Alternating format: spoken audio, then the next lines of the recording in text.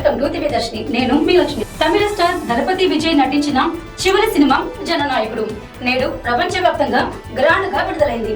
దర్శకుడు హెచ్ వినోద్ తెరకెక్కించిన ఈ చిత్రం విజయ్ సినీ ప్రయాణానికి వీడ్కోలు పలుకుతూ ఆయన రాజకీయ జీవితానికి స్వాగతం చెప్పే చిత్రంగా అభిమానులు భావిస్తున్నారు. సినిమా ప్రారంభంలోనే విజయ్ పేరు ముందు గౌరవ ముఖ్యమంత్రి గారు నటించిన అనే టైటిల్ కనిపించడంతో థియేటర్లో అభిమానుల హర్షధ్వనులు మారుమవుతున్నాయి. కథ విషయానికి వస్తే వెట్రి పాత్రలో విజయ్ మదురై జైలులో ఖైదీగా కనిపిస్తారు. అయితే ఆయన సాధారణ ఖైదీ కాదు, జైలులో అందరిపై తన ప్రభావాన్ని చూపించే శక్తివంతమైన వ్యక్తిగా కనిపిస్తాడు. ఆయనను హత్య చేయడానికి ఎన్నో ప్రయత్నాలు జరిగినా ప్రతిసారి తప్పించుకుంటాడు.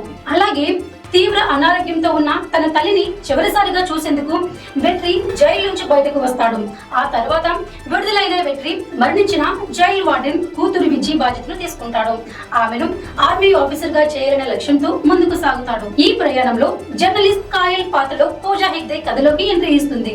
యాక్షన్, ఎమోషన్, రాజకీయ సందేశాలతో తెరకెక్కిన జననాయకుడు సినిమాలో విజయ్ మాస్ డైలాగులు, ఎలివేషన్ సీన్స్ అభిమానులను విపరీతంగా ఆకట్టుకున్నాయి. ఇది కేవలం సినిమా మాత్రమే కాదు, విజయ్ అభిమానులకు ఒక సెలబ్రేషన్ అని చెప్పొచ్చు.